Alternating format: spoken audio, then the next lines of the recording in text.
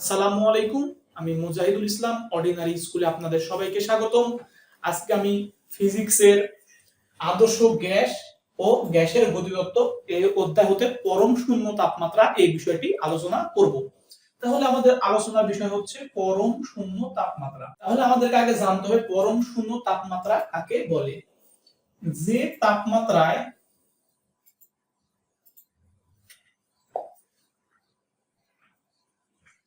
সকল আদর্শ গ্যাসের আয়তন শূন্য হয় তাকে পরম শূন্য তাপমাত্রা বলে। অর্থাৎ আমরা জানতে পারলাম যে তাপমাত্রায় সকল আদর্শ গ্যাসের আয়তন শূন্য হয় তাকে বলা হয় পরম শূন্য তাপমাত্রা।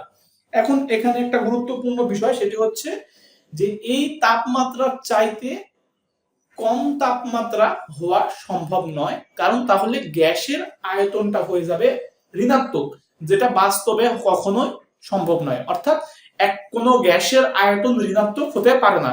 গ্যাসের আয়তন সর্বোচ্চ শূন্য হতে পারে, শূন্যর কম অর্থাৎ ঋণাত্মক মান কখনোই আসতে পারে না। তাহলে আমরা পরম শূন্য তাপমাত্রা কি এই বিষয়টি বুঝতে পারলাম। আগামী ক্লাসে ইনশাআল্লাহ আমরা বাকিটুকু আলোচনা করব। আসসালামু আলাইকুম।